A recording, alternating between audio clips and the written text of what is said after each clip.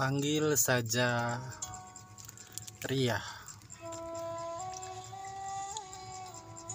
Ria saat masuk ke ruang kerja suami, Ria menemukan makhluk monyet raksasa.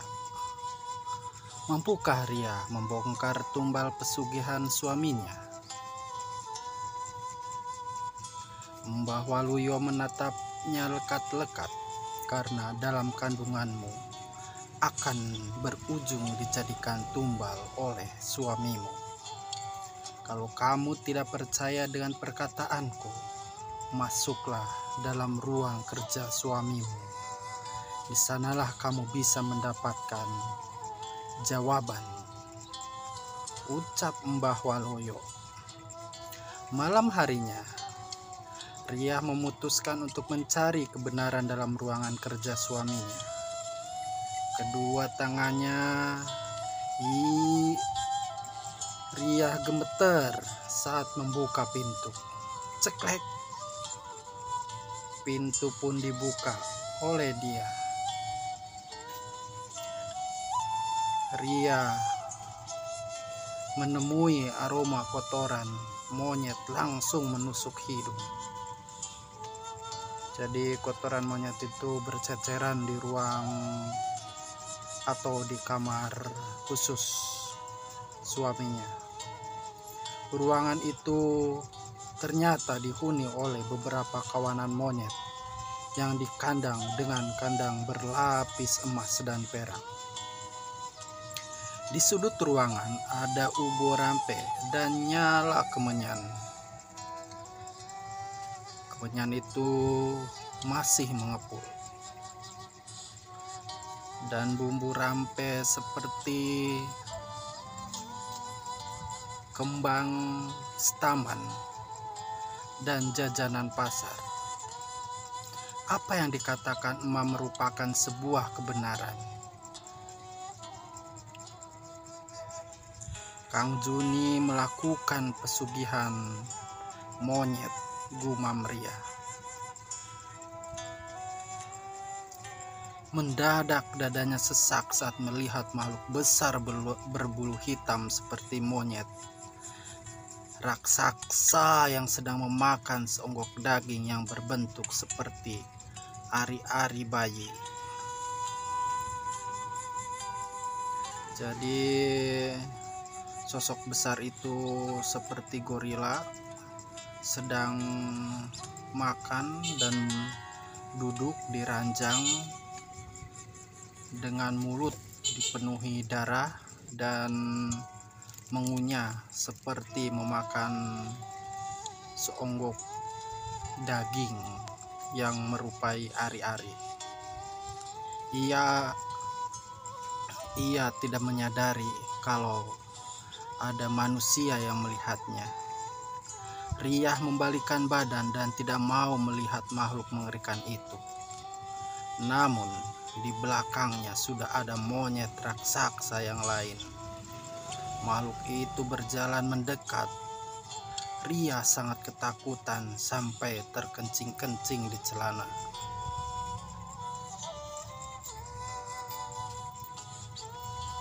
Jadi si Ria itu karena saking takut dan ngerinya dia sampai ngompol di celana. Ampun, pinta Ria. Ternyata makhluk itu hanya lewat saja tanpa mengganggunya. Namun Ria melihat tangan kanan dan kiri makhluk itu menggenggam rantai besi yang panjang. Dan besi itu berbunyi sret, sret, menggesek ke ubin yang berada di dalam kamar. Rantai besi terlilit di leher anak laki-laki yang jumlahnya cukup banyak. Mungkin ada 100 anak laki-laki yang dirantai. Tangannya dan lehernya, semua anak laki-laki itu terdiam, tak bisa berkata apa-apa. Dan monyet itu pun berkata, "Cepat jalan, kalian para budakku," perintah makhluk itu. Ria baru sadar jika anak laki-laki yang terlilit rantai besi adalah para tumbal pesugihan yang dikorbankan oleh suaminya. Dalam hati si Ria, kurang ajar kamu, Kang. Anak-anak tanpa dosa seperti mereka kamu korbankan menjadi tumbal. Dalam hati Ria, tanpa diucapkan di mulut. Ria keluar ruangan dengan air muka merah, padam penuh kemarahan. Ia keluar dari rumah dengan mengendarai motor dan membawa jerigen. Entah apa yang berada di dalam jerigen itu. Saat kembali jerigen sudah terisi bensin. Ia menyiram ruangan kerja suaminya dengan bensin. Kemudian dia mengambil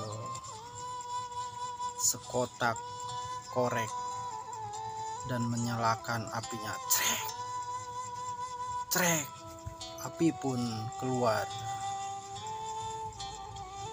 Kemudian dia langsung membakar ruangan itu.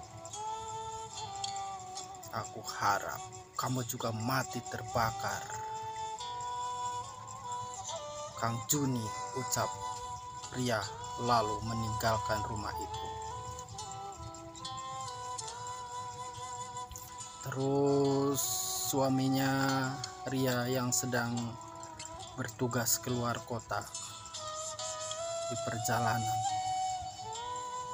dia mengendarai mobil sendirian di tengah hutan yang jalannya berliku-liku dan kiri kanan jurang.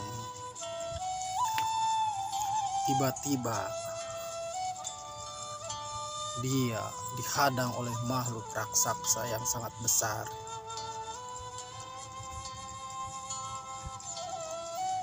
Di saat ketakutannya dan konsentrasi menyetirnya tidak terkontrol, akhirnya dia jatuh ke jurang dan mobilnya pun meledak. Duar! Seketika itu cahaya merah keluar dari kobaran api yang membakar mobil, dan Juni pun tewas terpanggang di dalam mobil tersebut. Tamat.